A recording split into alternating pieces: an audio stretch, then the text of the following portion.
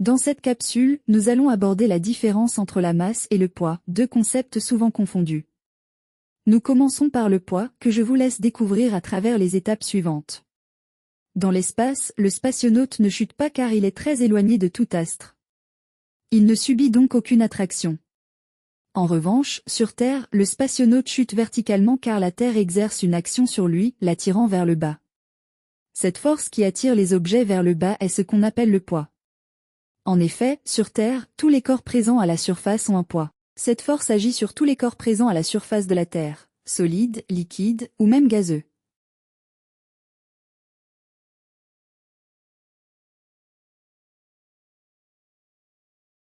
Comparaison entre la masse et le poids. Pour bien comprendre la différence entre la masse et le poids, nous allons aborder les critères suivants. 1. À quoi ils correspondent. 2. Avec quoi on les mesure. 3. En quoi ils se mesurent. 4. La variabilité. La masse correspond à une quantité de matière, et le poids correspond à une force exercée par la Terre. Matériel utilisé, la masse se mesure avec une balance. Le poids se mesure avec un dynamomètre. Unité utilisée, l'unité internationale, SI, de mesure de la masse est le kilogramme, kg. Quant au poids, l'unité internationale est le newton, N. Cependant, d'autres unités peuvent également être utilisées. La masse peut être mesurée en tonnes, quintaux ou grammes. Le poids peut également être mesuré en kilonewtons et décanewtons. Le poids varie selon l'endroit. Sur Terre, un objet exerce une force de 10 newtons, tandis que sur la Lune, cette force est de 1,6 newton. Mais sa masse reste la même partout. Nous allons maintenant voir comment représenter un vecteur poids. Un poids est représenté par une flèche, appelée vecteur poids, qui nous renseigne sur 4 caractéristiques essentielles. D'abord, la direction de la flèche, qui est toujours verticale. Ensuite, le sens de la flèche, qui pointe toujours vers le bas. Une caractéristique, c'est le point d'application du vecteur, qui est toujours situé au centre de gravité du corps. Intensité, représentée par la longueur de la flèche, qui est associée à la valeur du poids. Pour dessiner un vecteur poids de 31 newtons, on commence par placer l'origine du vecteur au centre de gravité du corps.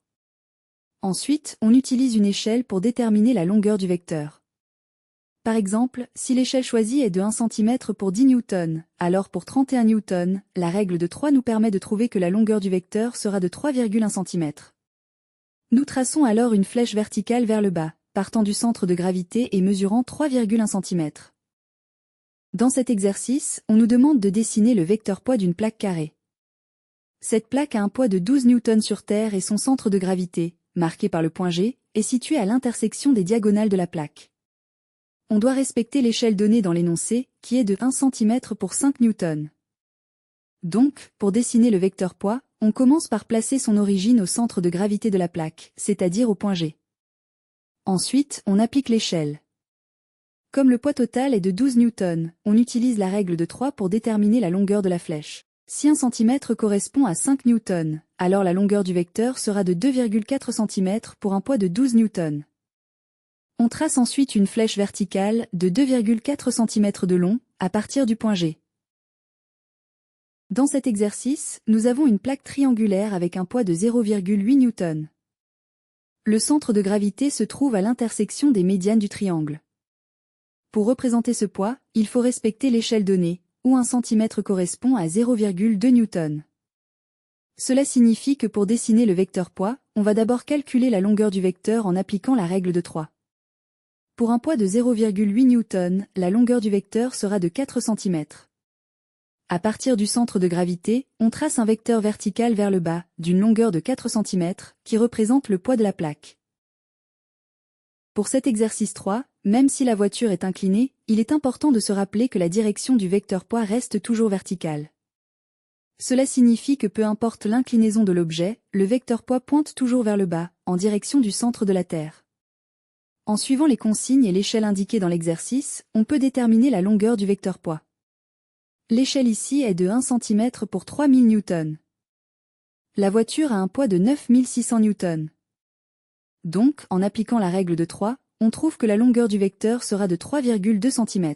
Ensuite, on dessine le vecteur poids à partir du centre de gravité G, dans la direction verticale vers le bas, avec une longueur de 3,2 cm, respectant ainsi l'échelle et les consignes fournies. Passons à la partie la plus importante, comprendre la relation entre le poids et la masse. Dans cette expérience, nous allons mesurer le poids de différentes masses avec un dynamomètre.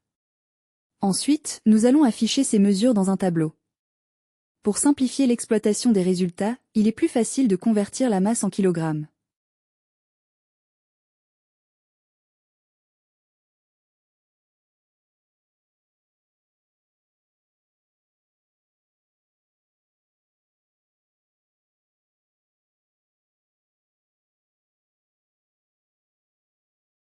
Voici ce que nous avons observé. Pour une masse de 0,1 kg, le poids est de 1 Newton. Pour 0,2 kg, le poids est de 2 Newton, et ainsi de suite. Ce rapport reste constant, soit P sur M égale 10 Newton par kilogramme, ce qui signifie que le poids augmente proportionnellement à la masse.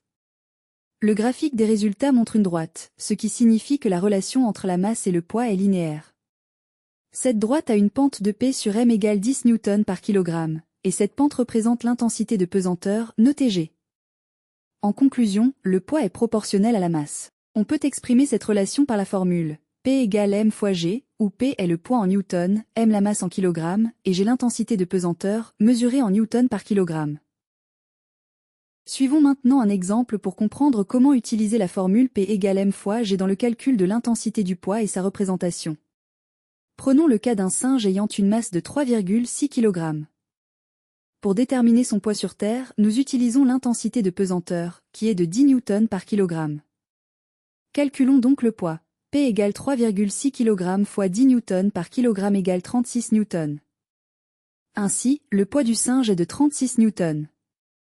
Pour représenter ce poids sur notre graphique, nous allons utiliser une échelle de 1 cm pour 20 Newton. Pour trouver la longueur de la flèche représentant ce poids, nous appliquons la règle de 3. Si 20 Newton correspondent à 1 cm, alors 36 Newton correspondent à x cm égale 36, 20 égale 1,8 cm.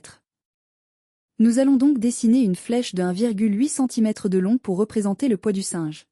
On continue avec un autre exemple pour bien comprendre la relation entre le poids et la masse. Cette fois, on va calculer la masse. Regardez ce vecteur, il représente le vecteur poids d'un objet. En utilisant la règle, on trouve longueur de ce vecteur est de 2 cm. D'après l'échelle, 1 cm correspond à 2 Newton. En utilisant la règle de 3, on déduit l'intensité de poids de l'objet est P égale 4 Newton. Pour trouver la masse, on réarrange la formule. M égale P divisé par G, ce qui nous donne M égale 4 divisé par 10 égale 0,4 kg. Donc, la masse de l'objet est de 0,4 kg. C'est aussi simple que ça. En s'élevant du niveau de la mer vers le sommet d'une montagne. Le poids diminue, car la force de gravité de la Terre devient plus faible quand on s'éloigne du centre de la Terre. Contrairement à l'altitude, la latitude influence le poids par la forme de la Terre. Le poids est maximal au pôle, 9,83 Newton, et minimal à l'équateur, 9,78 Newton. Car la Terre est aplatie au pôle et plus large à l'équateur. Rapprochons les objets du centre de la Terre au pôle. Les valeurs pour Casablanca et Paris confirment cette relation.